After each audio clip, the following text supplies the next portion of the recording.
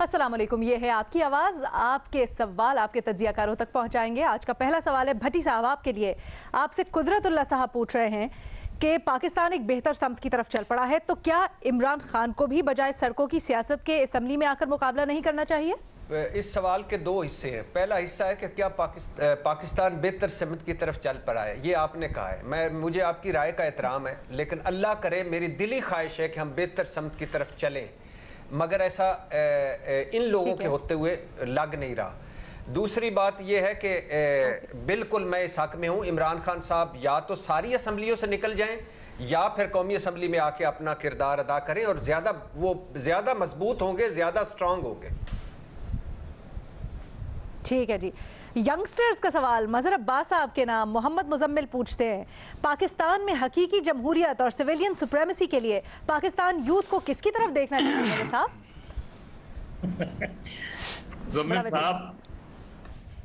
मुजम्मिल साहब, हम सबकी ख्वाहिश है कि हम सिर्फ पार्लियामेंट की तरफ देखें, ये हमारा बेसिक मसला है। लेकिन इस वक्त अगर सियासी तौर पे आप देखें तो जो यूथ है, पाकिस्तान का यूथ है, उसको सिर्फ अपनी तरफ देखना चाहिए। पाकिस्तान का यूथ इस मुल्क में बेहतरी ला सकता है, पाकिस्तान का यूथ इस मुल्क में इनकलाब ला सकता है, पाकिस्तान का यूथ इस मुल्क को बेहतर कर सकता है।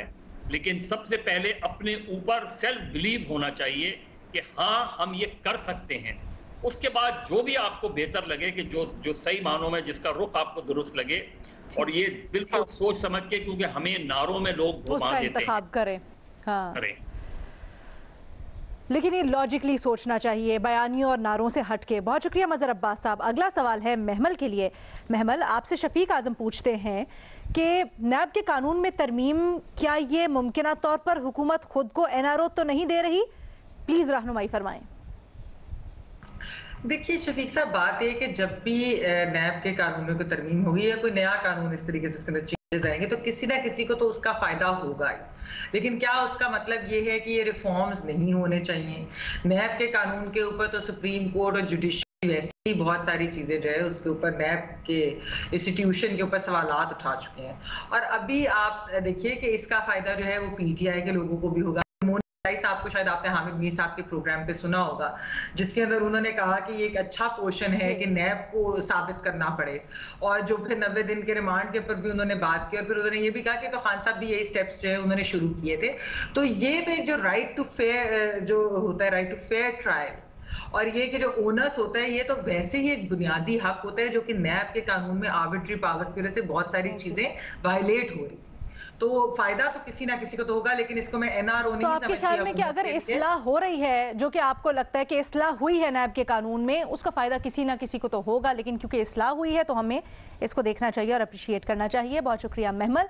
अगला सवाल सलीम साफी साहब आपके लिए, और आपसे शेख उमर इस्लाम साहब पूछते हैं, बड़ा मुख्तसर सवाल। शेख साहब की तबीयत के मुताबिक पाकिस्तान की सियासी जमातें ग्रास रूट लेवल पर खुद को मुनज़्ज़म करने से क्यों कासिर हैं?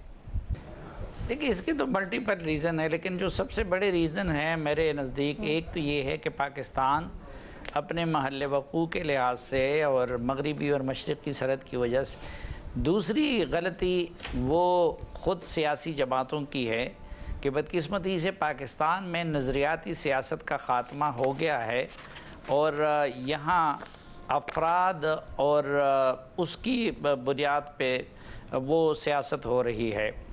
और तीसरी बड़ी वजह उसकी मैं समझता हूँ कि वो काफ़ी हद तक हम मीडिया वालों का भी किरदार है कि हमने पॉलिटिकल पार्टीज़ को मजबूत करने या इस चीज़ पर दबाव डालने की बजाय हमेशा उनको मलाइन किया।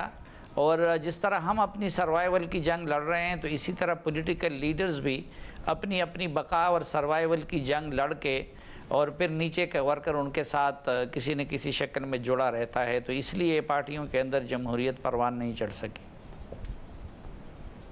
ठीक है साफी साहब, बहुत शुक्रिया आपके जवाब के लिए। और नरजिस लगारी आप सबसे आखिर में एक सवाल पूछ रही हैं। वो कह रही हैं चारों एनालिस्ट से पूछना है कि आप लोग कितने कप डेली चाय के पीते हैं, कि ये ना हो कि चाय ज़्यादा पीने से इकोनॉमी कोलैप्स कर जाए। आप लोग एहतियात कर रहे हैं? भट्टी साहब आप बता दें सबसे पहले।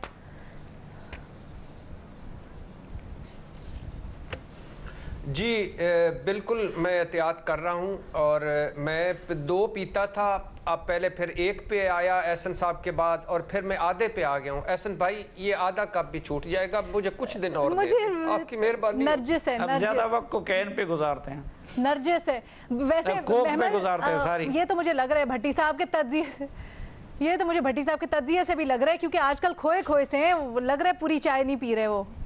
महमल आपने कंट्रोल किया चाय? मैंने तो बिल्कुल कंट्रोल ही नहीं किया, ना ही मैं समझती हूँ उसकी जगह कि कोक चाय पी के रहे, ऊपर कोक पी रहे भट्टी साहब आजकल, चाय की जगह कोक पी रहे। चाय के ऊपर कोई पाबंदी नहीं होनी चाहिए। मैं दिन में 2 से 3 कप तो लाजमी पीती हूँ।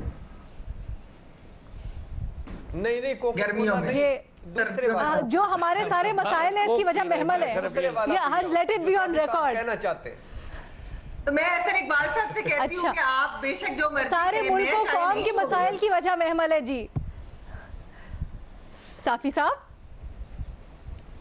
आप कुछ कर रहे हैं सर हमारे लिए? मैं क्या पी रहा हूँ साफी साहब बताना जो चाह रहे हैं। महमल से सर नहीं हमने नहीं सुनना सर। मैं क्या करूँ चाय के बारे में मुझे जवाब दो। साफी साहब ये ग्रीन टी पीते हैं शुरू से साफी साहब मैं सारे दिन में 1 कप भी चाय नहीं पीता।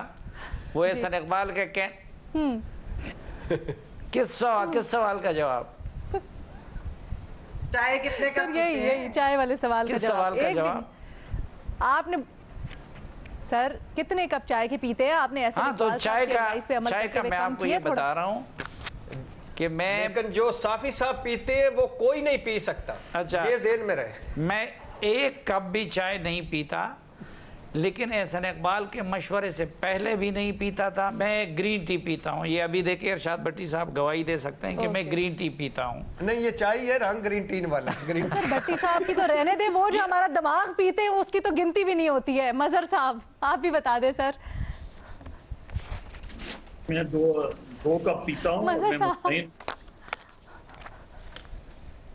मैं 2 कप चाय पीता हूँ और मैं इससे मुतमईन हूँ। और मेरा ख्याल है कि एहसन इकबाल साहब को भी 2 कप चाय पीनी चाहिए और ज़्यादा बेहतर ये है कि एहसन इकबाल साहब चाय 2 कप पिए लेकिन गाड़ी 800 सीसी की ले लें।